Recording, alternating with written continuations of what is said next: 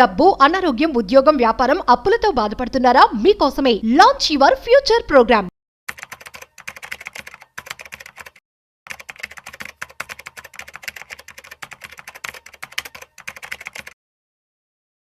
నమస్తే, నేను జీవి సత్యనారాయణ. ఈ వీడియోలో అంబానీ, అదానీ ఇద్దరు కలిసి స్టార్ట్ చేస్తారు అన్నట్టు. ఏం చేస్తారో చూద్దాం. వాళ్ళు ఇంధన విక్రయాల్లో ఇద్దరు పరస్పర సహకారం చేసుకున్నారు. అయితే ఇండియాలోనే ఫస్ట్, సెకండ్, ఏషియాలోనే ముఖేష్ అంబానీ, గౌతమ్ అదానీ వీళ్ళిద్దరు కూడా ఒకసారి ఈయన ఒకసారి ఆయన ఫస్ట్ వస్తుంటారు. ఇండియా అనుకోండి, ఏషియాలో అనుకోండి, అత్యంత సంపన్నులైనటువంటి వీళ్ళిద్దరూ కలిసి ఇంధన రిటైల్ నెట్వర్క్లని పరస్పరం వినియోగించుకుందుకు ఒప్పందం చేసుకోవడం జరిగింది. ఈ ప్రకారం అదానీ గ్రూపు, ఫ్రాన్స్కి చెందినటువంటి టోటల్ ఎనర్జీస్ సంయుక్త సంస్థ అదానీ టోటల్ గ్యాస్ లిమిటెడ్, తర్వాత సిఎన్జి రిటైల్ అవుట్లెట్లలో బ్రిటన్కి చెందిన బీపీతో కలిసి అంబానీ, బ్రిటన్ కంపెనీ బీపీ, మనం పెట్రోల్ పంపులు జియో అన్నమాట. మళ్ళీ అదానీ టోటల్ గ్యాస్, వీళ్ళిద్దరూ కలిసి కొత్త సంస్థ జియో బీపీ పెట్రోల్, ఇది డీజిల్ విక్రయాలకు చేపడుతుంది.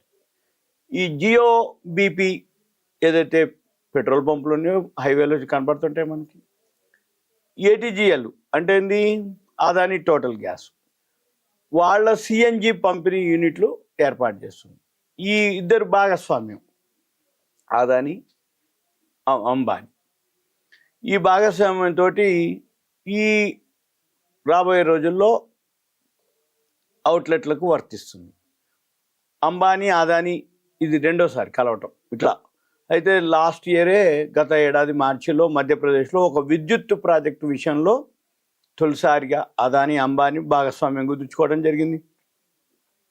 అదానీ పవర్కి చెందినటువంటి ఆ ప్రాజెక్టులో రిలయన్స్ ఇండస్ట్రీస్ 26% వాటా పొందటం, తద్వారా ప్లాంట్కి చెందిన 500 మెగావాట్లు విద్యుత్తుని సొంత అవసరాల కోసం వినియోగించుకోవటం, ఒప్పందం కుదుర్చుకోవడం జరిగింది. వీరిద్దరి కంపెనీలు ఏవైతే ఉన్నాయో మెగా పునరుత్పాదక ఇంధన పార్కుల ఏర్పాటులో మీడియా, టెలికాం రంగాల్లో పోటీ పడటం ఇది అన్నమాట.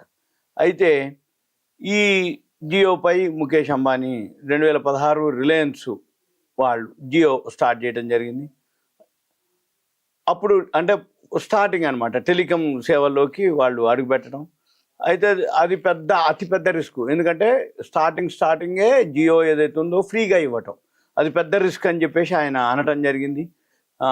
తర్వాత మెకిన్సీ అండ్ కోక్ ఇచ్చినటువంటి ఇంటర్వ్యూలో ఆయన మాట్లాడుతూ 4G మొబైల్ నెట్వర్క్పై బిలియన్ల కొద్దీ డాలర్లు కుమ్మరించడం ఆర్థికంగా వైఫల్యానికి దారితీస్తుందని విశ్లేషకులు చెప్పారు.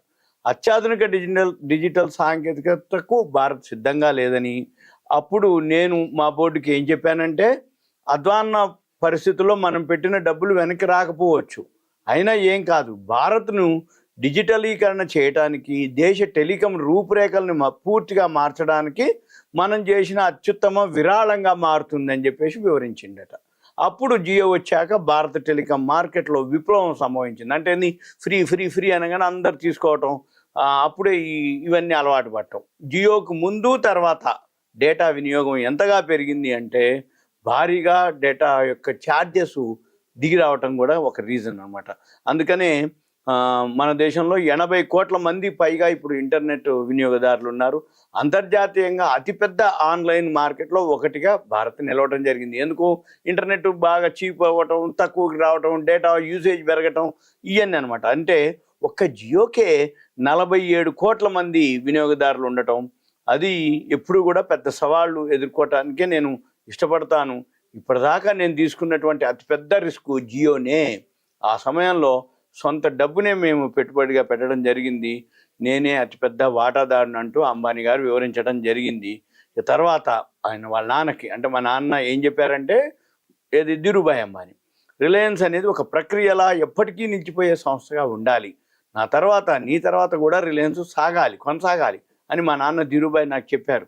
2027లో రిలయన్స్ స్వర్ణోత్సవం జరుపుకుంటుంది. 100 ఏళ్ల తర్వాత కూడా భారత్కు రిలయన్స్ సేవలు అందించాలని అనుకుంటున్నా.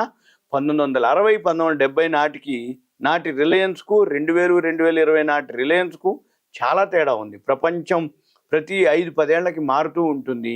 మనం నేర్చుకున్న దానికి భిన్నంగా అది వెళుతుంది. మనం అంటే వాటన్నిటికీ మనం సవాలుగా స్వీకరించాలి. టెక్నాలజీలో అవకాశాల కోసం మనం పరుగులు తీసినప్పుడు ప్రస్తుత అవకాశాల కంటే గొప్పగా అవి పరిణమించాయి. మరి వాటిని మేము ఎలా వదులుకుంటామని ముఖేష్ పేర్కొనడం జరిగింది. 30-40 ఏళ్లలో నేను నేర్చుకున్నది అంటే అతను చెప్పడం ఏది రిస్క్ తీసుకోవడంతో పాటు నా 30-40 ఏళ్ల అనుభవంలో ఇంకో సూత్రాన్ని నేర్చుకున్న ఉద్యోగుల కళలోకి చూసి మాట్లాడాలని మా ఉన్నతోద్యోగులకు చెప్తా. అప్పుడే మీరు మీ చిత్తశుద్ధిని వెల్లడించడానికి వీలవుతుందని చెప్పా. సంస్థాగత సంప్రదాయాలతో ఎటువంటి సవాళ్ళనైనా మనము ఎదుర్కోగలము అని విశ్వసిస్తాను నేను అంటూ అంబానీ స్పష్టం చేయడం జరిగింది.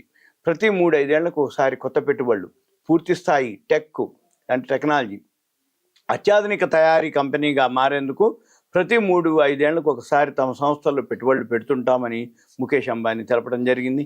భవిష్యత్తు కోసం ఎక్కువ పెట్టుబడులు పెట్టడం ద్వారా దీర్ఘకాలంలో ప్రతిఫలాలు పొందేందుకే ఇష్టపడతాను. రిలయన్స్ డిఎన్ఏనే అది ఇది అంటే డిఎన్ఏ ఇది అని చెప్తుండే అనమాట. ఆయన దీర్ఘకాలంలో ప్రతిఫలాలు పొందేందుకే ఇష్టపడతాను. ఇది రిలయన్స్ డిఎన్ఏ.